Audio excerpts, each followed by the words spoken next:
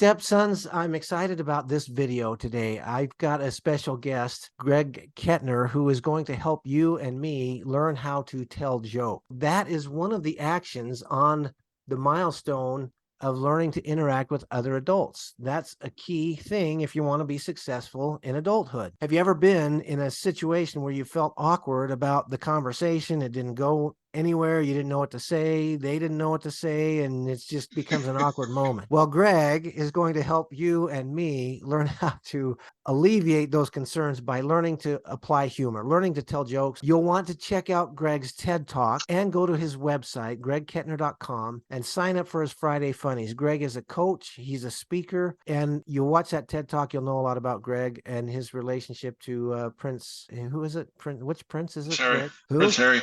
Harry, Prince Prince Harry, yeah. Or John Goodman. That was the other one, Or John John Goodman. Goodman. That was great. Greg, thank you for being on here. I appreciate that. Did you grow up in a positive relationship with your dad? Just out of curiosity. Yeah, absolutely.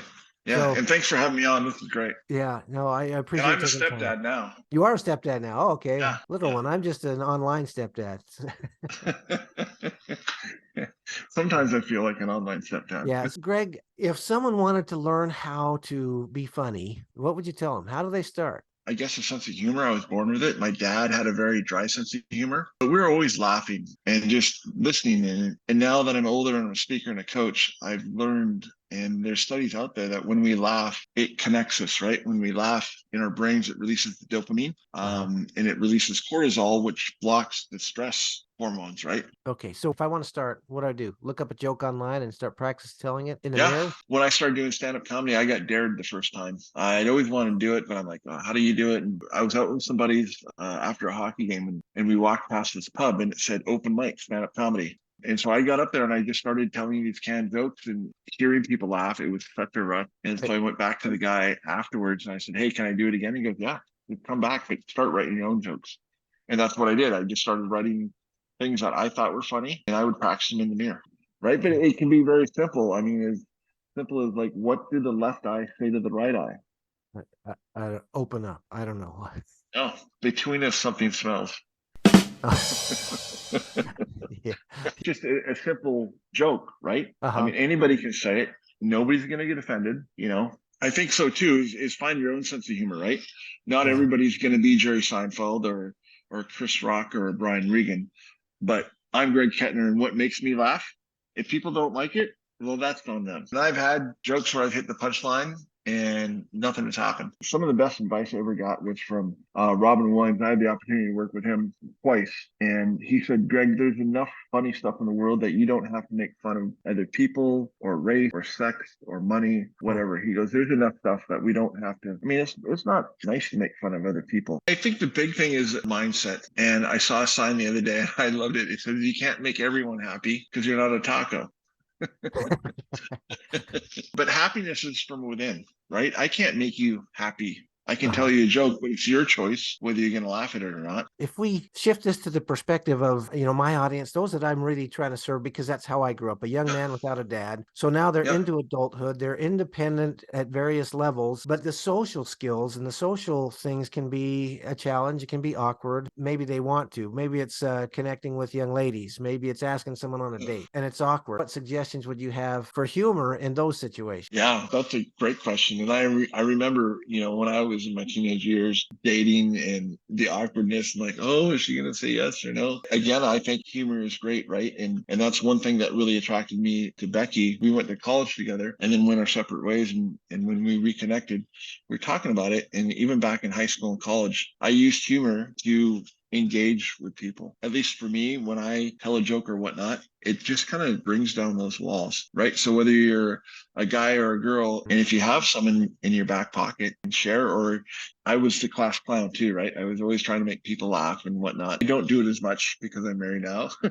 It's using humor, being a happy person wherever you are, whether you're at McDonald's, you can still, obviously you probably don't want to make jokes about McDonald's. You can tell a funny story about somebody who came through the drive-through or whatever. It's silly little stuff, but when we have that connection, it really bonds people, and people like people who are funny and make other people laugh. So in your case, though, you were naturally class clown. So that was kind of a natural tendency for you. Is that right? Yeah.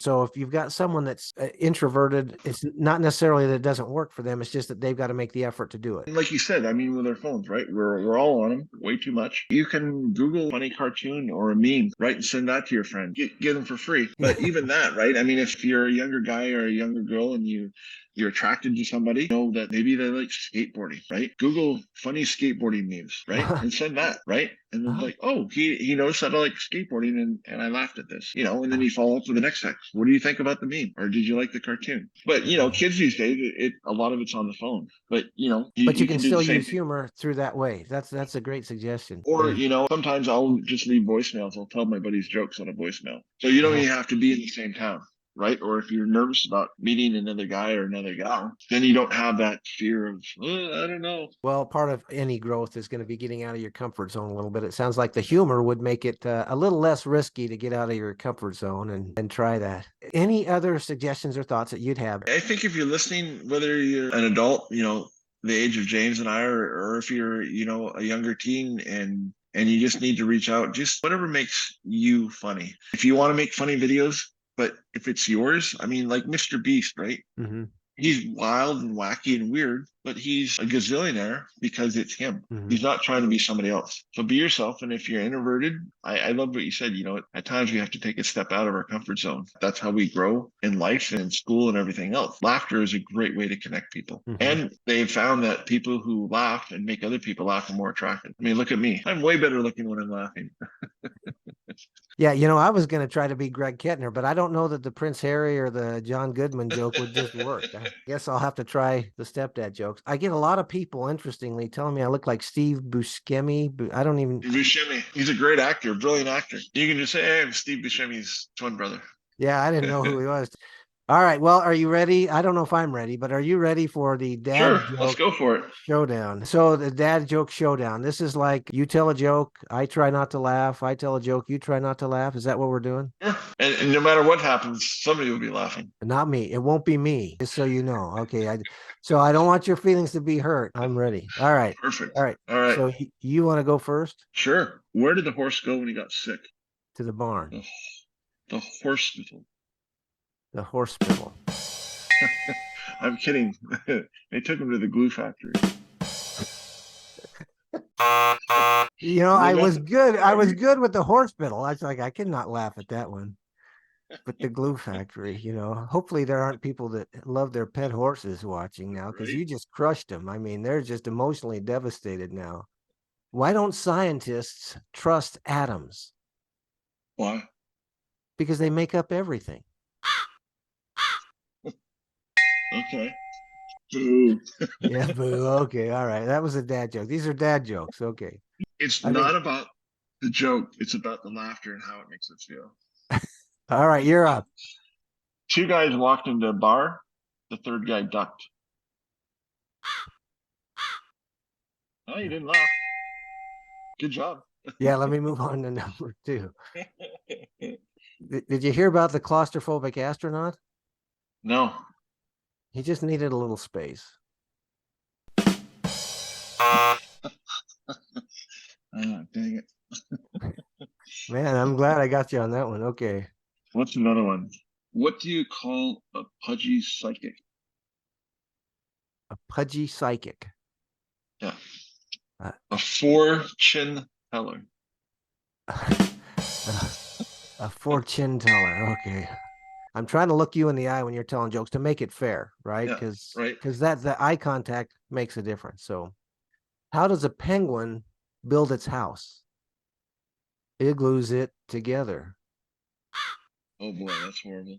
That's a bad. That's why you laugh because they're so bad. Ask me if I'm an orange. Are you an orange? No. That's it. That's That's good. yeah, okay. All right. I used to play piano by ear, but I use my hands now. Yeah. What did the farmer say when he lost his tractor? The farmer say when he lost his tractor. Where's my tractor? Oh boy. Yeah. At Right? least you've got some good dad jokes, so I don't feel left out on. Okay. What do you call a bear with no teeth? No teeth. I don't know. A gummy bear. Makes sense. Which bear is the most condescending? Which beer is the most condescending? Bear. Oh, bear. Which bear? Which Bear is bear the is most the most condescending. condescending? The mama bear. I don't know. No. A panda. The yeah. Okay. That's really cheesy. We had bear jokes back to back, but that was just coincidental. Why don't skeletons fight each other? I don't know. They don't have the guts. Uh, Well done. yeah. Yeah. What's brown and sticky? What's brown and sticky? Yeah.